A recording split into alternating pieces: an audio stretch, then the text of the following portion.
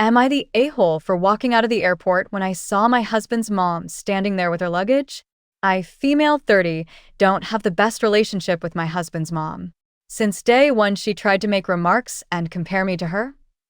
She then tried to get on my good side and started overly praising everything I do and sometimes even copying me, like that one time when she literally dye-eyed her hair purple just like mine, and when everyone pointed out how ridiculous she looked, she actually blamed me and accused me of trying to make a joke out of her.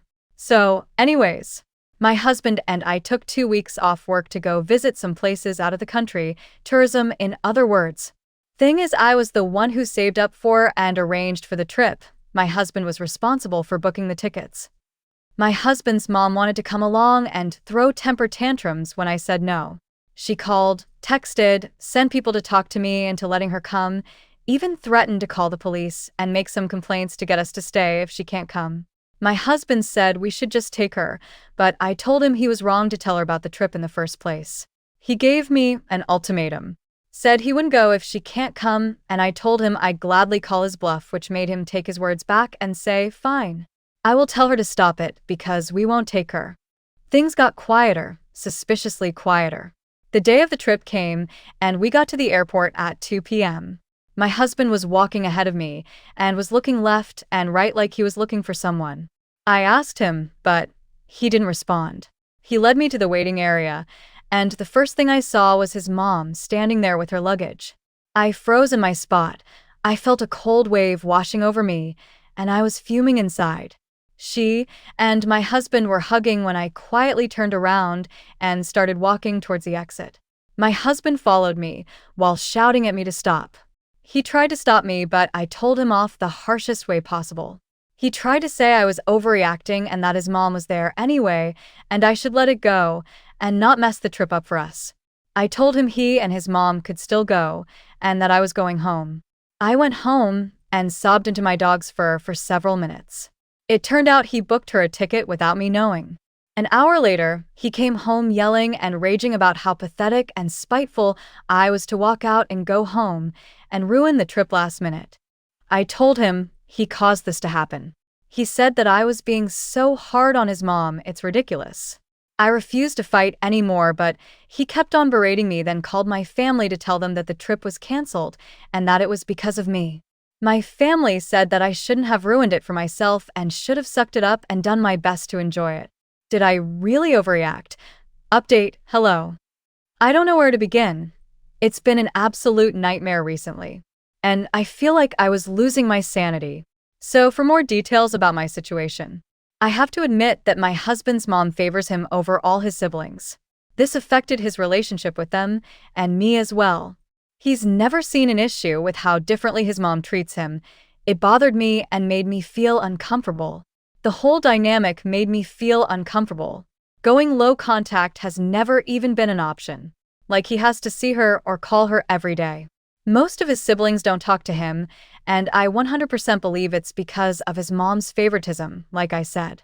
He does bear some blame for not seeing how wrong this is till this day. In many instances, I found myself making excuses for his behavior. Even in my post. I did it spontaneously, and I don't know why. But I guess it's because of how much I love him, and because I really wanted to be able to work this type of things out without letting them affect our marriage. Regarding what happened with the trip, he tried to have a talk with me, and most of what he said came from place of blame towards me. I just couldn't continue with this argument. I told him I needed space and that I would be going to stay with my sister for a while. He didn't take it well. He literally got up from the couch and opened the door, telling me to go right then. In that moment, and seeing how he was still not even anywhere near understanding what he has done, just made things perfectly clear to me. I just had pictured years and years of my life being lived like that, and I was like, no, I can't do it, can't take any more of it, especially when he keeps focusing on being right every time. His mom can do no wrong. I'm always the aggressive, crazy, jealous, pathetic overreactor. All these people's opinions, advice, and concerns were like a spark, like the wake-up call I really needed. Though I wish that it didn't get this far, but what's done is done. Right now I'm staying with my sister. I brought my dog with me as well. He sent me his last message telling I'm the one choosing to end what we had together, but I believe it's the other way around. especially with how he keeps making his mom the victim in this situation. It's become clear now that we keep going in circles with no end in reach, and I'm just so exhausted and overwhelmed. I'm not mad at him and don't expect him to change, but at least I'm given options to decide what's best for me and my future, even if it's separation and divorce. A big thank you to those who reached out with resources that I feel very, very lucky to have come across. Just wanted to give you an update, since many of you asked for it. Story 2. OP learns a hard lesson about herself.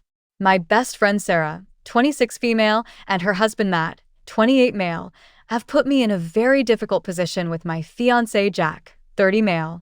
I have known Matt since my childhood. He was my neighbor, and we were friendly. Sarah and I were roommates in college and became close friends. When I introduced Sarah and Matt, they hit it off and started dating each other. I was happy to see two of my friends get together, but also annoyed that I became the third wheel and was often ignored or set aside because they were so into each other. By the time I graduated, Matt had completely dropped me as a friend. That saddened me, but I was still good friends with Sarah, so it was what it was. Sarah and I would frequently hang out, but I never talked with Matt other than the occasional polite hellos. Sarah would sometimes try to do couples dates with her and Matt and me and my dates. I found that Matt had developed an unpleasant personality and would frequently be rude and condescending towards me. However, he's a very devoted and loving husband to Sarah, so for her sake I ignored him. When my fiancé and I got engaged, we had no plans to do a party. Sarah was disappointed that we didn't throw an engagement party, so she organized a small get-together at her home to celebrate us. The party was nice, and as things were winding down, my fiancé and I went to thank Sarah and Matt for their sweet gesture before we took our leave. Matt was pretty tipsy by then, and out of nowhere he suddenly hugged me, and in front of my fiancé said that he was so glad that I was finally settling down, and he is relieved that now I'll be over the crush I had on him. I was shocked and told him that wasn't true. He just laughed and told Jack that I was always chasing him, and he had to work hard to keep me away. I dragged Sarah in and asked her to please fix this mess, and she was all like, "Oh, he's drunk, ignore him," and say, "You know I always trust you. I know you wouldn't act on your crush." Jack was pretty pissed by this point and he walked out. I ran after him and tried explaining that this isn't true, but he told me he doesn't want to be anyone's second choice or their backup plan. Since that night, he isn't talking to me or returning my calls. I've talked to Sarah multiple times to clear things with Jack, but she's brushing me off. I don't understand why they believe this or why she'd stay friends with me if she thought I was with her husband. I was at her wedding party and did all the work because her sister, who was the MOH, was too busy. I have helped her through her pregnancy and have babysat her kids so many times. She never gave me any indication she thought this, and why would she want me close to her family if she believed this? I feel humiliated that these people think I was pining away for a jerk like Matt. I need help in convincing Jack this isn't true. I am also mad at him for throwing away our relationship over what some drunken idiot said. I don't know what I am going to do about my friendship with Sarah. Update 1. I talked to Sarah again and asked her first of all why she'd think I had a crush on Matt. She said that when I first introduced them, I had talked up Matt and gushed about him, and she took that as me being into him. I said I was fond of him, since I've known him for a long time, but that doesn't mean I want to be with him. She said when they started dating, I was often upset about it. I said I wasn't upset about their dating. I was upset that she'd make plans with me and then leave me to be with him, and when we were all together, I didn't enjoy being the third wheel while they ignored me. That had nothing to do with wanting him and more to not liking being left out by my best friend. I asked her why she hadn't said anything before, and she explained that she could manage the situation. She had asked Matt to stop talking to me completely, and she engineered situations, so there was little chance of us socializing with each other. I asked her, now that I have explained that I never had a crush on Matt, can you please talk to Jack and tell him? She said she didn't want to lie. This frustrated me immensely. She could ignore this imaginary crush for years and manipulate me, but won't talk to my fiancé to help my relationship. I told her I was done being her friend. Thinking back, I was always doing stuff for her, and she used me but did little for me. Update 2. I wrote a long letter to Jack explaining the entire history of my relationship with Sarah and Matt with the recent screen caps. I asserted as best as I could that I had never pined after any guy and I loved him, and he was my only choice. After days of silence, Jack agreed to talk to me. We met, and he said that he sees two ways of interpreting the situation. One, Matt and Sarah are right, and he doesn't want to be my second choice. Two, they are malicious people who are messing with me, and that shows very poor judgment on my part that I'd have a best friend like this, and he doesn't want that quality in a life partner. Either possibility leads to the same conclusion that he wants to call off the engagement. He reminded me that I had represented Sarah as one of the most important people in my life. I'd jump up and help her all the time. I had once canceled plans with him to take care of her kid when the baby was sick. It had irked him, but he had seen it as me being caring and nice, but now he's seeing all that in a different light. I cried and begged him not to end our engagement, but he wanted a break for a while. I thought over what he said for a few days and came to realize that he was right. I was a clingy friend and a doormat. I never even saw how much one-sided my friendship with Sarah was. I was a doormat with Jack too. I didn't want to get married or have kids this early, but agreed to his timelines. I gave up an exciting job opportunity with more money because he didn't want me traveling for work. I love him, but I need to fix myself and be stronger. I gave back his ring and ended things. I returned all the gifts he gave too. He was offended by that, but I didn't feel good about keeping the very expensive things he had given me.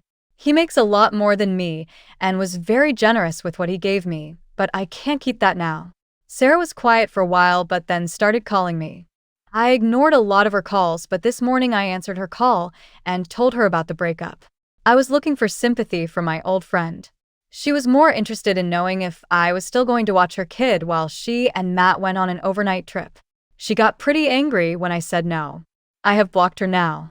I have lost my fiancé, my best friend, and my relationship with my nephew, whom I adored, all in one go. But still, I am thankful for the comments that showed this wasn't something I could fix and helped me rip off the Band-Aid and walk away from this mess.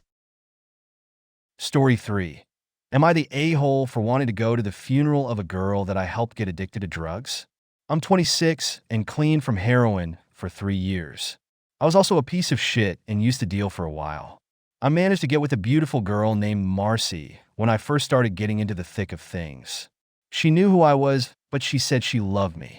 I will regret this for the rest of my life, but I was the person who shot up Marcy for the first time. After that, there was no stopping her. She stuck around with me, probably because I was her dealer more than anything, but then I got clean and never saw her again for a long time. A year ago, she reached out to me on Facebook and told me that she had been clean for a few months, and she said that she didn't hate me for what happened, and she hoped I was still clean. Last week, I got a call from my sister who told me that she saw on Facebook that Marcy had OD'd and there was a funeral service this upcoming Thursday. I immediately just burst into tears because I hoped that this would never happen, and I feel so much guilt over it. I want to go to the funeral service for her, but I'm afraid that my presence would be unwanted. At the most, I would just slip in the back, pay my respects, and leave. I need to do this for myself. AITA for wanting to go. Update. I want to sincerely thank everyone who commented. Everyone's comments were appreciated, including those that were less than pleasant. Since I received such great advice on my original post, I felt like I had an obligation to update. And I'm trying to follow through on all aspects of my life, even the internet. The funeral service was held this past Thursday. Before then, I brought all the advice I received online and brought it to the real world and talked to both my therapist and sponsor about how I was feeling and what I should do. My sponsor was straight with me and told me that I would be putting myself in danger by going and that I should do something else that day to grieve. When Thursday rolled around, I was a mess. I seriously considered both, just going to the funeral or using it again, but instead I grabbed my dog and we went on a road trip. We went to the beach and just hung out with the two of us. I'm doing okay this week, but obviously I'm still not doing great. I haven't reached out to any of Marcy's family, and I don't plan to.